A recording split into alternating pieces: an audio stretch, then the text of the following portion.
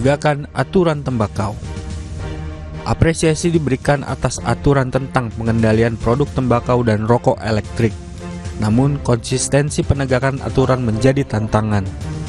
Seperti dikutip Harian Kompas, Presiden Joko Widodo menerbitkan peraturan pemerintah nomor 28 tahun 2024 tentang peraturan pelaksanaan Undang-Undang nomor 17 tahun 2023 tentang kesehatan.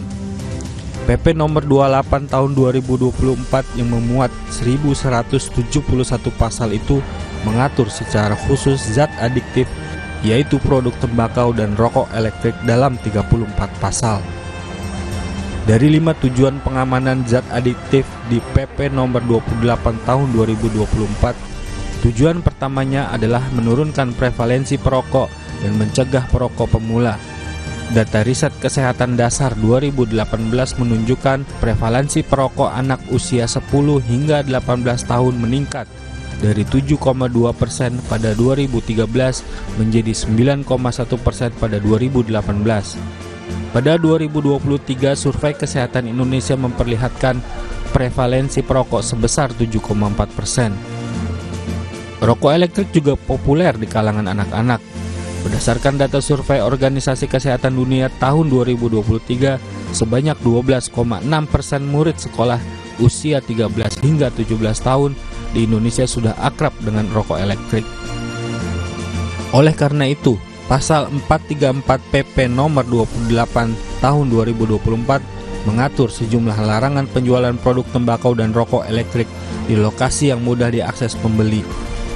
Larangan itu diantaranya larangan penjualan kepada setiap orang di bawah usia 21 tahun. Ada lagi larangan penjualan dalam radius 200 meter dari satuan pendidikan dan tempat bermain anak.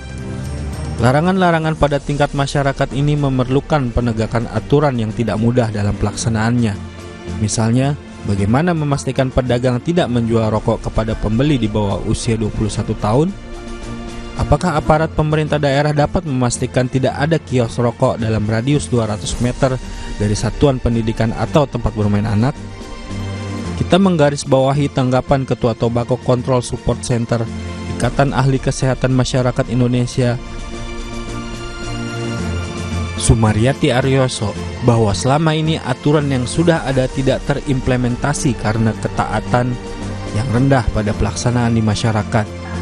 Namun, poin-poin dalam PP nomor 28 tahun 2024 ini dinilai Sumaryati sudah lebih baik dibandingkan dengan aturan sebelumnya, yaitu PP nomor 109 tahun 2012 tentang pengamanan bahan yang mengandung zat adiktif berupa produk tembakau. Ketua Umum Komisi Nasional Pengendalian Tembakau, Hasbullah Tabrani, juga sepakat bahwa sudah ada kemajuan dari PP nomor 28 tahun 2024. Semua pemangku kepentingan mulai dari pemerintah pusat, pemerintah daerah, hingga masyarakat bisa memiliki pemahaman yang lebih baik dan kuat untuk mengendalikan konsumsi rokok. Dalam jangka panjang, bagaimana PP ini dapat konsisten dilaksanakan.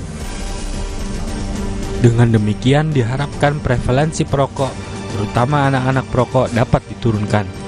Pada akhirnya, dampak negatif merokok pada kesehatan dapat dikurangi.